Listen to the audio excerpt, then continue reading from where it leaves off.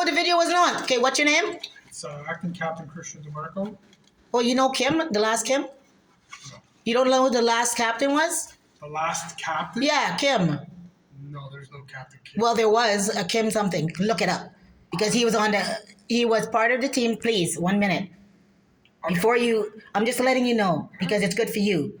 I've been around. I was 1 minute. Okay, you don't need to lose your patience. I'm not. I'm here to check your door. So And I'm going to let Kim see this. So wait till you listen. Kim Dobson? Yes. It's a cheat. And I have a picture, yes, of him with me, and he knows me. Please. Okay. So I'm trying to explain to you something. Don't get upset. I'm not upset. I'm not. with you. Okay. Okay, he's going to notice this. Good. I'm trying to tell you, after I left the Toronto Board of Education, I was hired to be part of a team, which your captain or chief was part of too, sat down with me Okay. to develop an emergency relocation protocol for this new amalgamated city of Toronto to deal with vulnerable tenants or tenants Okay. that were displaced from their homes due to imminent and or sudden closures. Okay. I'm just letting you know. And my name is Roxanne Aretha Clark, born January 27th, 1969.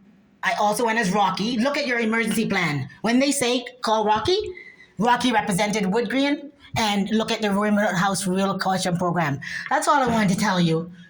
And you'll see why I'm telling you, because contact Park about how you deal with people with severe anxiety, okay? And how you, okay, because I'm scared, because even my management has done this damage, all this damage to me. So let's focus on what's Yes, okay, I will. I called yesterday, 311, before 8 p.m., I think, letting them know while I'm moving out a couch, the door that was a fire door came off. Okay? Then they let me know that it wasn't an emergency or something. I asked them for a service ticket. They said no. They said it was okay. They gave me the fire and safety, whatever, to call the next day. Okay. Now, the reason I want to tell you that, there's a lot of issues, and it's not just my apartment.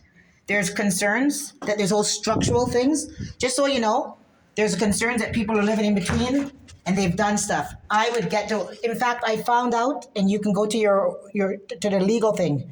You're supposed to go to the management, and they have this legal thing of all the apartments, all the accesses, all the things. And do you know that you just came up on an elevator that is connected somehow to this, that they took out 2 cables from?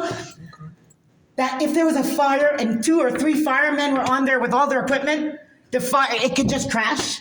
And I have a concern that they've somehow been able to connect it illegally to, I don't know if you know, because you said you're so old, I'm 53. I didn't say I was old. I said So you said you knew a lot, okay. I'm just, 1 minute, because this is important, because I'm scared in case.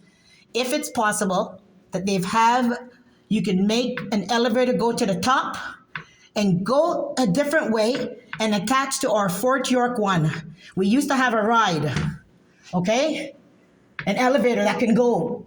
Anyways, so what do I do? Because just so you know, before I called 311, I tried to call somebody emergency fire door, thinking that this emergency thing would, that if somebody had an accident in the middle of the night, wouldn't you think? Because I know right after a fire, because I dealt with River and Queen,